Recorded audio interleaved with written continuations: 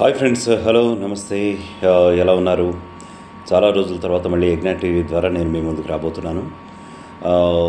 బేసిక్గా ఈరోజు యాక్చువల్గా ట్రెండింగ్లో ఉన్న టాపిక్ ఏంటి అని చూస్తుంటే, ముఖ్యంగా మన తెలంగాణ రాష్ట్రానికి సంబంధించినంత వరకు కూడా ఈ మార్వాడి గో బ్యాక్ ఇదొక ఉద్యమంలో తారాస్థాయికి చేరుతుంది అని చెప్పి కొన్ని టాక్స్ అయితే వినిపిస్తున్నాయి. We have to wait and see how it goes. బేసిక్గా ఏంటంటే, ఒకవైపు నుంచి అయితే మార్వాడీలు చాలా వాదిస్తున్నారు. ఎందుకంటే ఇది ఒక ప్రజాస్వామ్య దేశంలో ఎవరు ఎక్కడికైనా వెళ్ళవచ్చు, వాళ్ళ జీవనాధారం కోసం, వాళ్ళ జీవనోపాధి కోసం అని చెప్పి వాళ్ళు చెప్పుకొస్తున్నటువంటి పరిస్థితి అయితే ఉంది. మరొక వైపు నుంచి అయితే తమ యొక్క వ్యాపారాలకి అనేక దశాబ్దాలుగా గండి కొడుతున్నారంటూ కూడా లోకలైట్స్ ఎవరైతే ఉన్నారో, స్థానికంగా ఉండే వ్యాపారులు, వీళ్ళందరూ కూడా వీళ్ళని ప్రతిఘటించేటటువంటి పరిస్థితులు అయితే ముఖ్యంగా తెలంగాణలో నెలకొన్న పరిస్థితి అయితే ఉంది. అటువైపు నుంచి మార్వాడి గో బ్యాక్ అంటూ కూడా వాళ్ళందరూ కూడా నినాదాలు వినిపిస్తున్నటువంటి పరిస్థితి అయితే ఉంది. సో దీని గురించి ఇప్పటికే మనం అనేక మీడియాలో చూస్తున్నాం. అనేక రకమైనటువంటి చర్చలు కూడా దారితీస్తున్నాయి, డిబేట్స్ జరుగుతున్నాయి. సో అందరూ కూడా వాదించుకుంటూనే ఉన్నారు. మరి బేసిక్గా మనం చూడాలి ఏం జరగబోతోంది అనేది. ఎందుకంటే మార్వాడీలు గత కొన్ని దశాబ్దాలుగా ఉన్నారు. వాళ్ళ జీవనోపాధి కోసం మేము ముఖ్యంగా మా భవిష్యత్ తరాలు కూడా ఇక్కడే పుట్టాయి కాబట్టి మేమందరం కూడా స్థానికుల కిందకే వస్తాము అని చెప్పి వాళ్ళైతే గట్టిగా వాదిస్తున్నటువంటి పరిస్థితి అయితే ఉంది.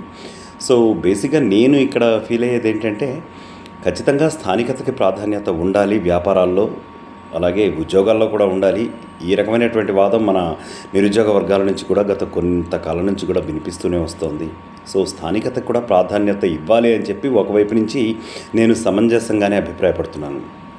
అట్ ద సేమ్ టైం మనది ప్రజాస్వామ్య దేశం కాబట్టి మార్వాడి గో బ్యాక్ కంటే కూడా, ఎందుకంటే ఇక్కడ ఈ సంఘటన మూలాలు కనుక మనం తీసుకుంటే, ఒక చిన్న గొడవతో ఇద్దరు వ్యక్తుల మధ్య పార్కింగ్ విషయంలో జరిగినటువంటి ఒక గొడవతో స్టార్ట్ అయింది ఇది. సో ఈ గొడవ చిలికి గానిబానలాగా మారి మరింత పెద్దదైపోయి ఈరోజు ఈ స్థాయికి చేరుకుంది. మరి లెట్ అస్ సీ ఏం జరుగుతుంది ఏంటి అనేది. సో మరి ఒక చిన్న గొడవ ఇంత విస్తృత స్థాయి ఉద్యమంగా మారుతుంది కదా. మరి ఇదైతే కొంచెం చూడటానికి నాకైతే విచిత్రంగానే ఉంది. మరి ఏం జరుగుతుందో చూద్దాం. సో అందరూ బాగుండాలని కోరుకుందాం.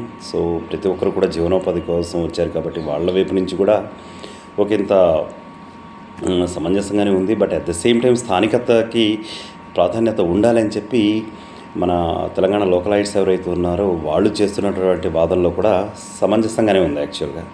సో మరి చూద్దాం రానున్న పరిణామాలు ఎలా సంభవించబోతున్నాయి ఏంటి అనేది. సో మరి ఈ ఉద్యమం పైన, మరి ఈ యొక్క డిబేట్స్ జరుగుతున్నాయి కదా వివిధ రకాలైనటువంటి మాధ్యమాల్లో, వీటిపైన మీ అభిప్రాయం ఏంటో కూడా ఈ యజ్ఞ టీవీలో కామెంట్ చేసే ప్రయత్నం అయితే చేయండి. మీ కామెంట్స్ అన్నీ కలిపి మరొక ప్రోగ్రామ్ అయితే నేను చేస్తాను. Thank you very much. జై హింద్.